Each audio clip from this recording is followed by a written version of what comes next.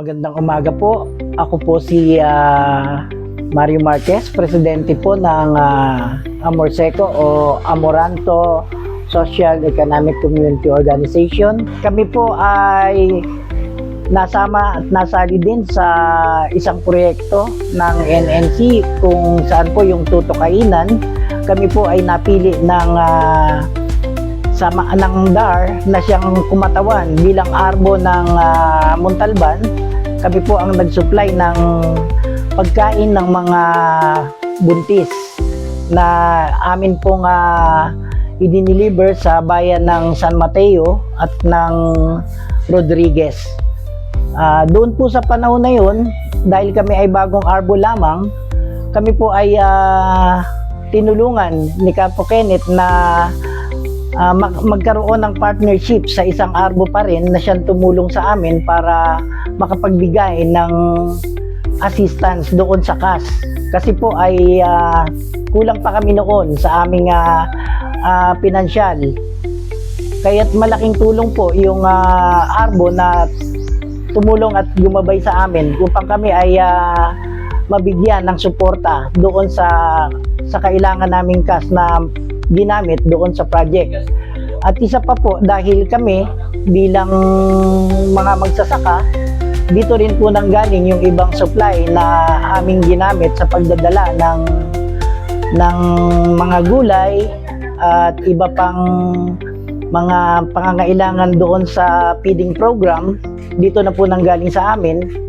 Yun po yung malaking bagay na itulong sa aming mga kasamahang magsasaka na naibenta po sa magandang presyo yung aming mga ani.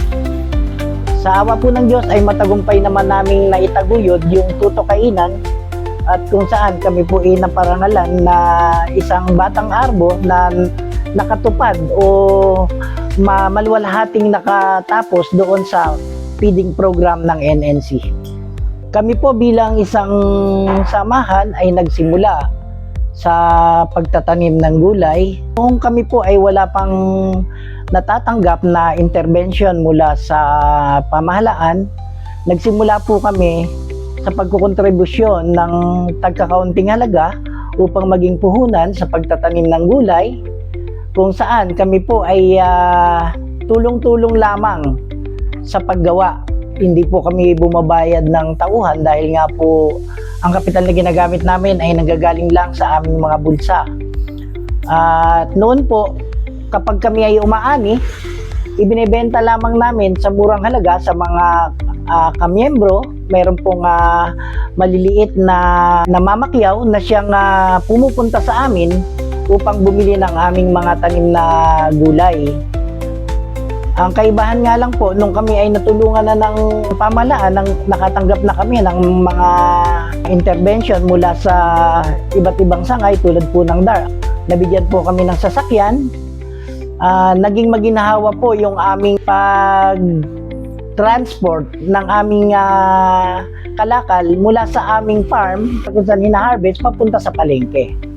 At dahil po kami ay nagkaroon din ng partnership sa BJMP, nakatulong din po sa amin na ang samahan kahit na papaano ay nadagdagan ng suki na kung saan pwede kami magdala ng aming mga pananim, mga inaaning gulay at tulad po nung pagdadala ng feed sa farm ay malaking bagay po dahil dati ay mano-mano pong binubuhat. Ngayon po ay ginawa na dahil naisasakay namin doon sa aming sasakyan na binigay ng ipahap sa amin at malaking tulong po sa amin na kami ay naginawahan. Kasamahan po ng Amorseco, malaking tulong po ang ipahap dahil may mga natanggap kaming intervention mula sa pamahalaan. Natulungan po kami na makonekta yung aming arbo sa ibang sangay ng gobyerno upang magkaroon ng ugnayan tulad po ng BJMP.